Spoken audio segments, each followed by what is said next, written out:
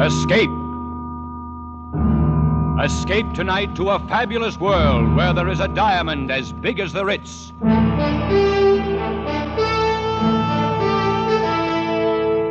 The Columbia Broadcasting System and its affiliated stations presents Escape, a new series of programs of which this, the third, is The Diamond as Big as the Ritz by F. Scott Fitzgerald, produced and directed by William N. Robeson.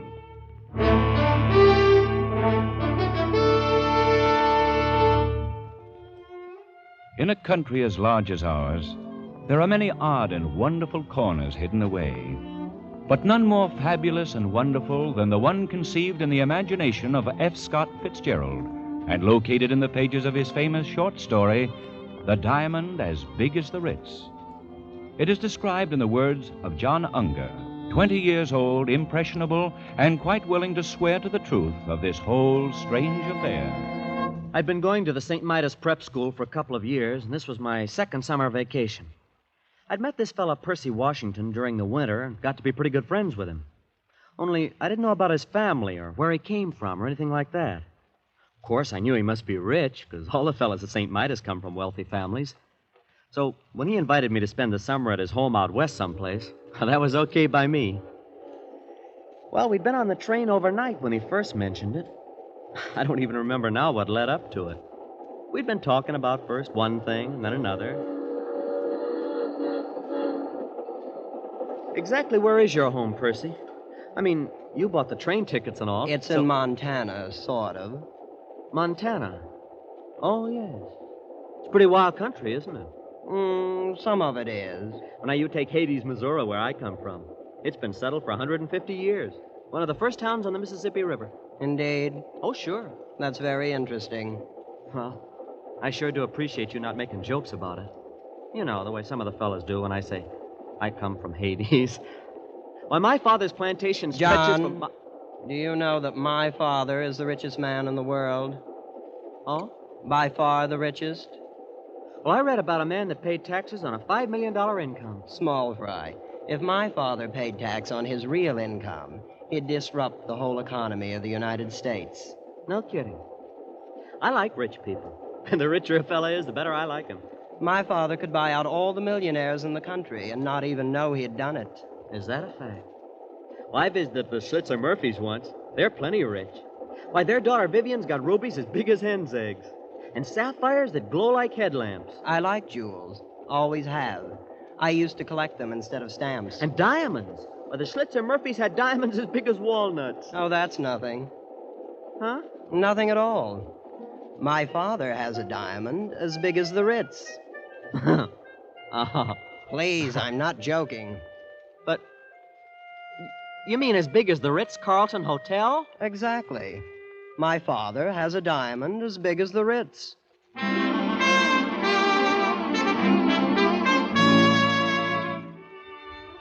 Well, from there on, it was something like a dream. We got off the train about dusk at a little whistle stop called Fish, Montana. There wasn't anything there, not even a station. Just a broken-down old buggy and 4 or 5 sheep herders lounging beside the track and, I suppose, wondering who we were. Anyway, Percy and I climbed into the buggy, and without saying a word, the driver cracked his whip, and off we went.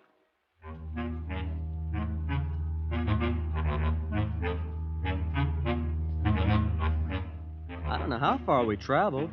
We didn't seem to be following any road. And after an hour or so, it got dark, but the driver kept right on, never saying a word. I hope you'll pardon this inconvenience, John, but we have to take certain precautions, you know. Oh, that's all right. Anyway, we're almost there. Your home, you mean? Oh, no, to the place where we consider it safe to transfer. Transfer? What do you mean? There's the signal now. Headlights. Pull up the horse, Absam. Here we are. An automobile. But how? Well, there's no road. Oh, this car's specially built. Doesn't need roads. Welcome home, master. Good evening, Gigsum. Well, come on, John. Let's get in. But that door opened by itself. Sonically controlled, you know. Gosh. Hey, what's this car made out of? Silver? No, platinum. And those are emeralds in the hubcaps. And the upholstering. It's fur. Mink. You're ready, master. Anytime, Gigsum. You've probably noticed the exceptional brightness of the headlights. The lenses are cut from diamonds. Boy, what a car. This old junk heap, we use it for a station wagon.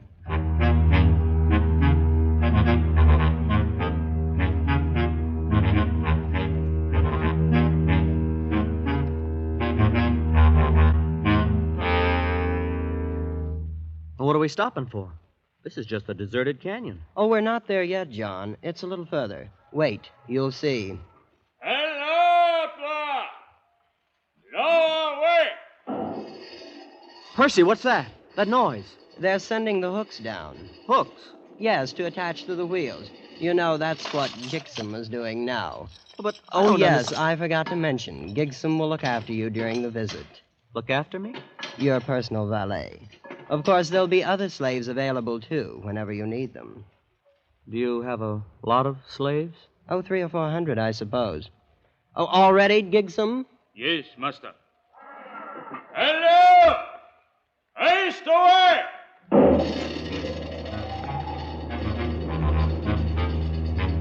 Hey, look! Look, we're leaving the ground. Yes, there's a hoist up there on top of the cliff. Has cables about 1/4 of a mile long. But what for? Oh, it's the only way in.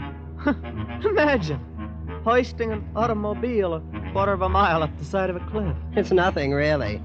As you may have guessed, John, this is not going to be like anything you ever saw before in your life.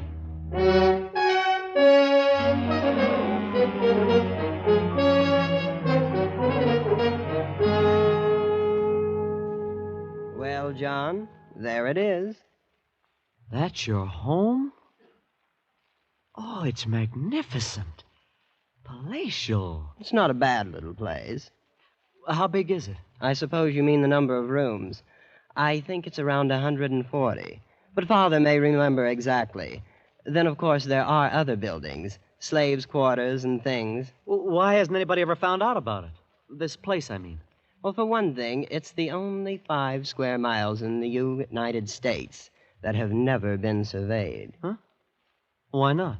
Oh, things were arranged. I don't see how that's possible. Believe me, it hasn't been easy. I understand Grandfather had to bribe 3 government bureaus, a vice president, and half of Congress once to keep this place off of the maps. Oh, but surely somebody stumbled onto it.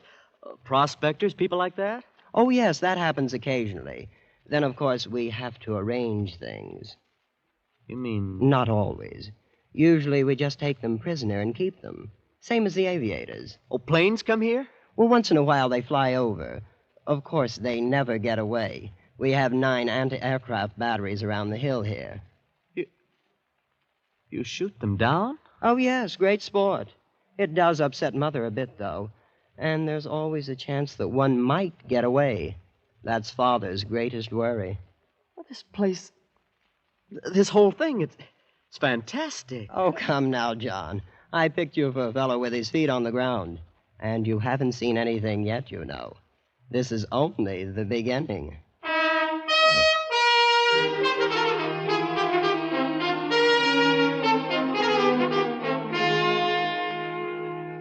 And it was only the beginning. We crossed the acres of lawn and entered the great chateau.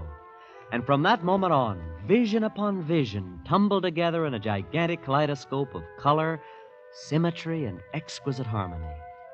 Where there were corridors lined with gleaming crystals, lit by lamps cut from emerald.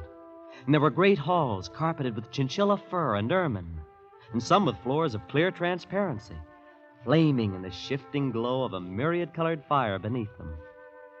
And there was a white-haired man, pink-faced and pleasant, who was Percy's father, and a lovely lady with dark hair piled high on her head like a fragile queen, who was Percy's mother. Soft music came from hidden places. Perfumes filled the air, exotic foods and wines more rare than pearls. And finally, sitting in my chair in the great banquet hall, I quietly fell asleep. I thought there could be no more nor greater wonders. I was wrong. There were many more and greater ones. And one of them I discovered the next morning in the garden.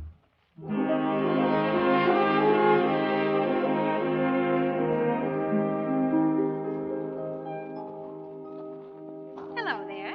Huh? Oh, you're lovely. My name is Kismine. You're John Unger, and you're a friend of my brother. Are you from the East? No. Well, at least not exactly. I'm from Hades. Oh. Missouri. Would you like to sit down here on the grass? Well, yeah, sure I would. I'm going east to school this fall. Do you suppose I'll like it? I think so. Of course, it'll be different from all this. Well, that's what Jasmine says, and she's in the East now. I've never been outside. Who's Jasmine? My sister. She's older than I am. I hope you won't be offended, but well, you're the most beautiful girl I've ever seen. Yes, I know. What? I surprised you, didn't I? A year ago, I would have said thank you. But Father says it's very necessary to learn to take things for granted. So now I just take it for granted that I'm beautiful, you see? You're pretty sophisticated, aren't you? Oh, I'm not at all. I think sophisticated young people are terribly common. I'm not a bit like that. No, I didn't really mean it. I only said it to tease you. Well, I'm glad. I wouldn't want you to think anything like that. Why, I don't smoke or drink even. And I never read a thing except poetry. I was only kidding. I believe girls should enjoy their youth in a wholesome sort of way. Oh, so do I. I like you, John. I wish you'd spend some of your time with me this summer, not all with Percy. Oh, I will, Kismine. I will. You may be in love with me if you'd like to. I'm absolutely fresh ground, you know. I am in love with you. But of course we'll have to meet secretly. My parents wouldn't permit it if they knew. Well, then that's what we'll do. Well, I have to go now. I'm supposed to be with Mother at 11. Aren't you going to ask me for a kiss? Jasmine says boys always do nowadays. Well, some of them do, but not me. We don't expect nice girls to do that sort of thing in Hades.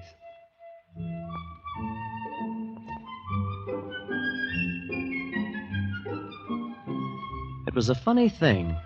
Percy's family were polite, friendly, always smiling. And yet all the time I had a feeling that some terrible and golden mystery lay hidden just around the corner.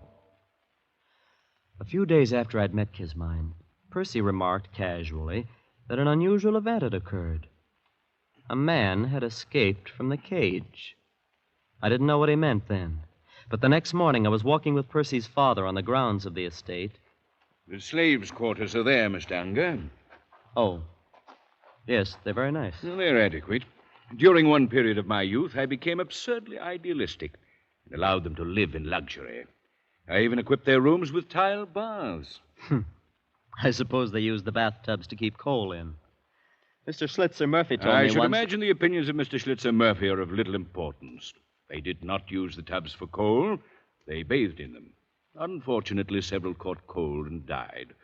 So, of course, I had the baths removed. Shall we move on? Mr. Washington, Percy said something about a man escaping from the cage. I didn't quite get it. The cage, eh? Well, perhaps you'd like to see it. It might prove interesting, just as a novelty. It's over here. These trees. Hey, they're 60 feet tall, and they have roses blooming all over them. Rather interesting development by a Swiss botanist. They are the only ones in the world. I'll be darned. Though I suppose you'll see them all over the country in a few years, huh? No, these are the only ones. That was arranged. Here we are. The cage.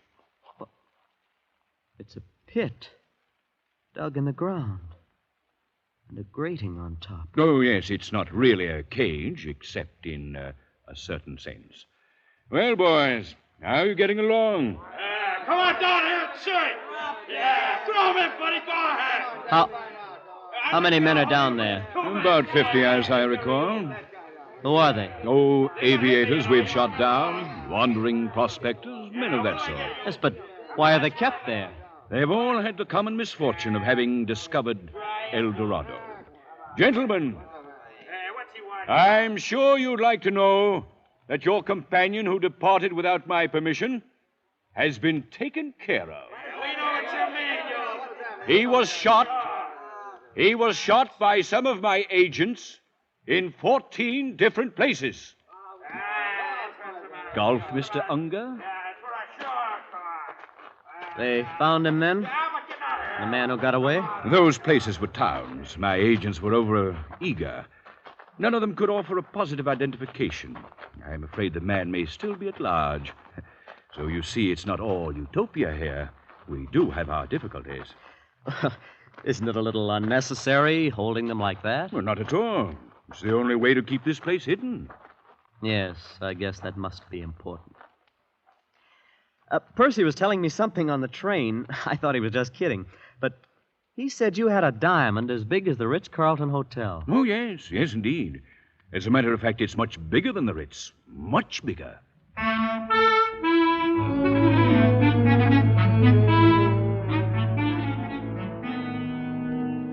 Well, summer went on, and I was more and more in love with Kismine.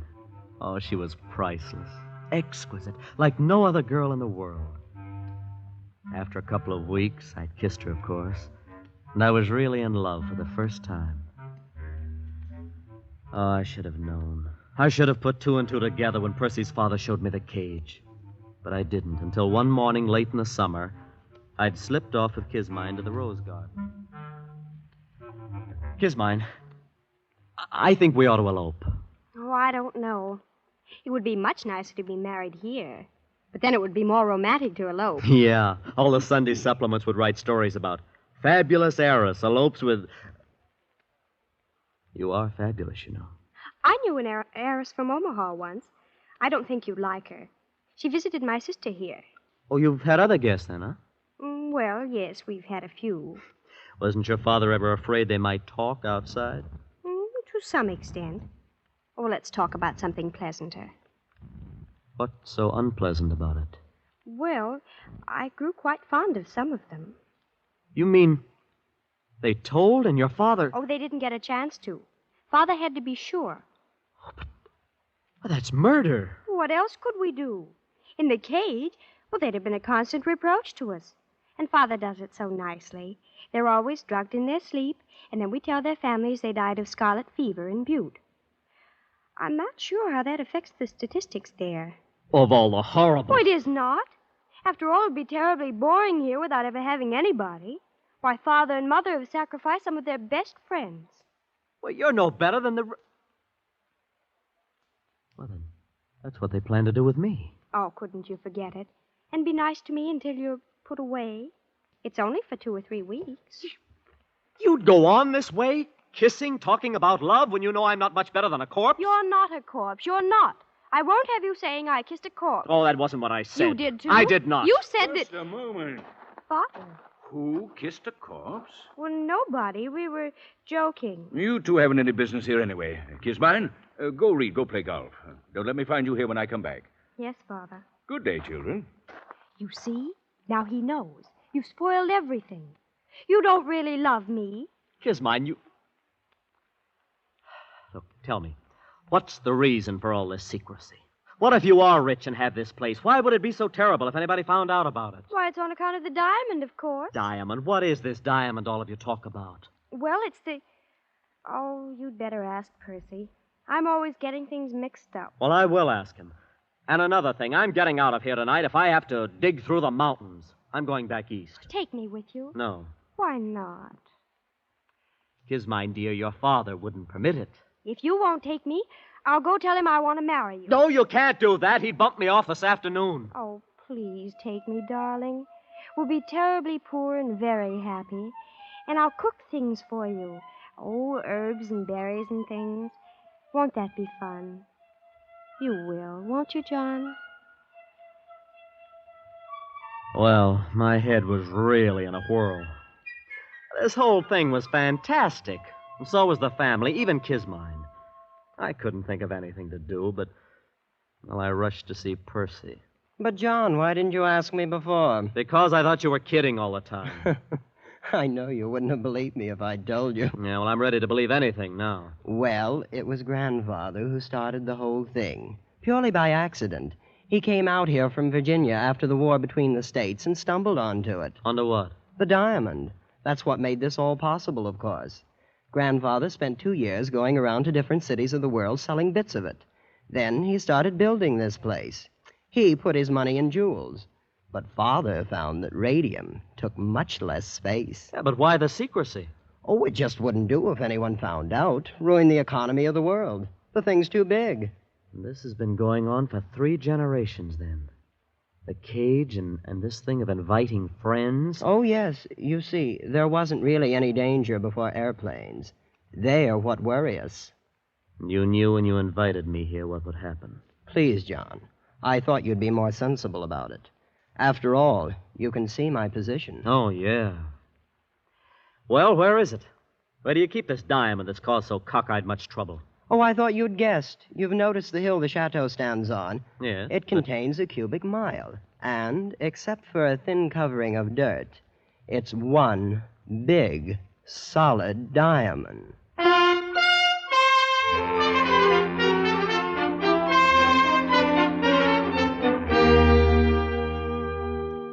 It was nearly midnight. I don't know what woke me, but all of a sudden I was staring across the patches of moonlight spotting the ermine carpet of my bedroom. Staring at 3 slaves I'd never seen before.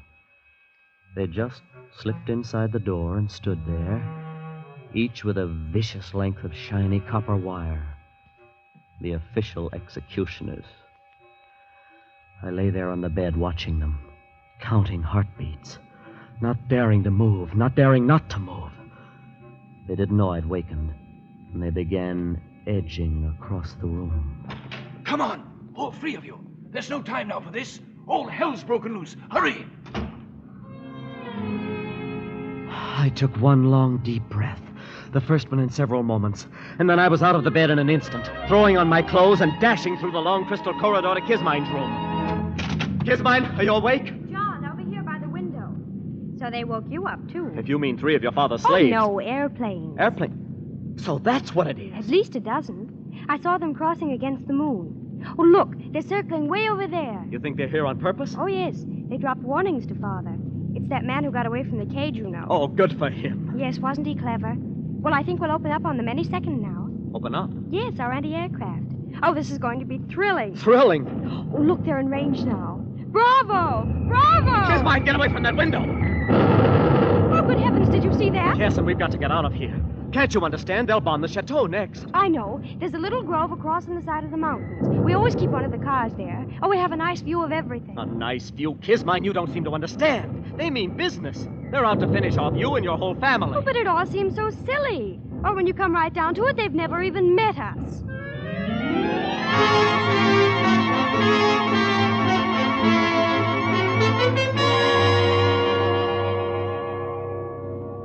What time is it, John? Is it morning yet? I don't know. I've lost my watch.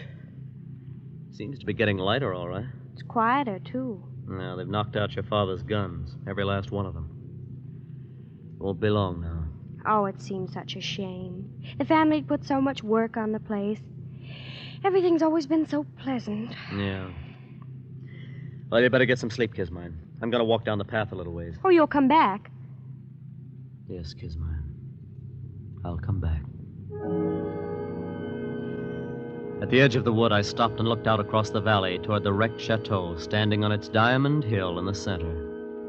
The bombing had stopped. The planes droned over the far rim of the plateau, seeking some sort of formation.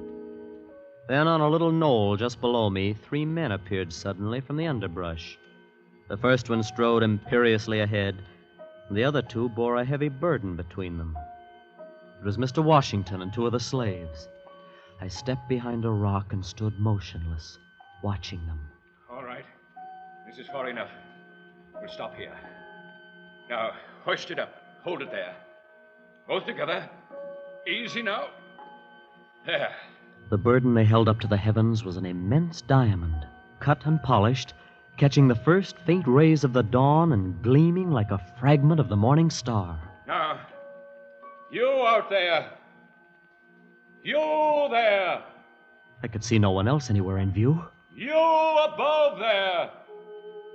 I want you to understand this is only a sample.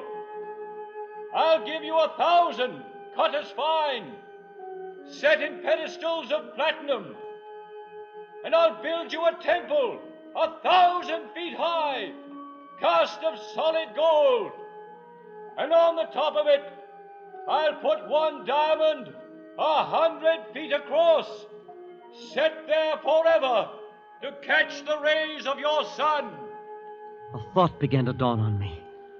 I couldn't believe it. I'll letter your name on the temple in emeralds, and I'll see that the whole world worships at its base.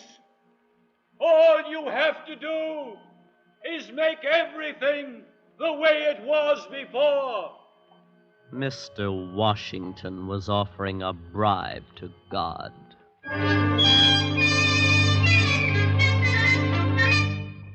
He stopped talking, and the three of them stood there, looking up at the heavens, waiting for an answer.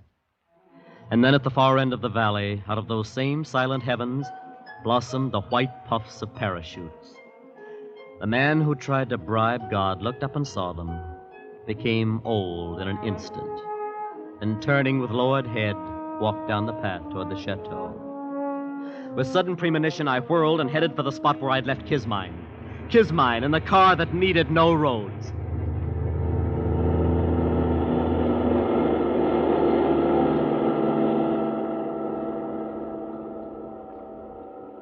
Haven't we gone far enough, John? I suppose.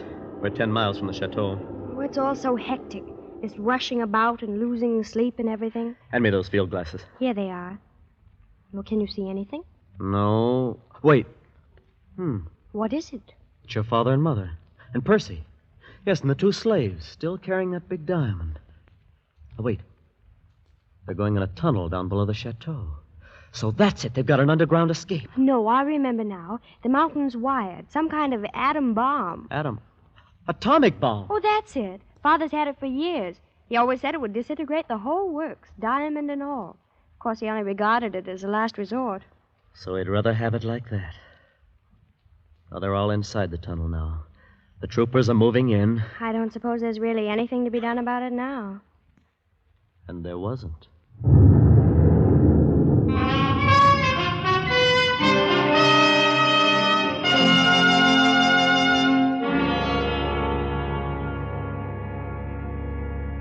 I keep thinking about things the way they were. It was all so pleasant.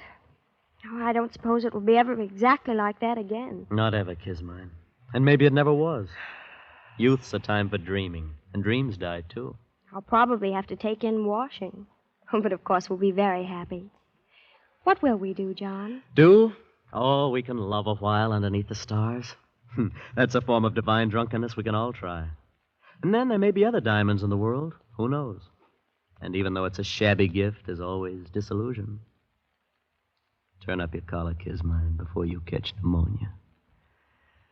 Let's go to sleep.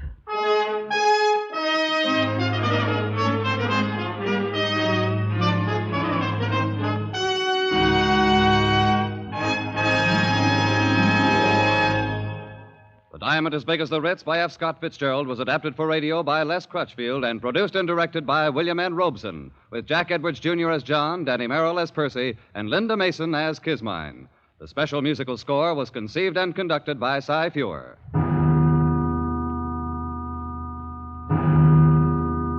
Escape is presented by the Columbia Broadcasting System and its affiliated stations each week at this time. Next week, we invite you to escape to the China Seas with Joseph Conrad in his gripping story of a typhoon. And so, good night until next week at this time, when it will again be time to escape. This is CBS, the Columbia Broadcasting System.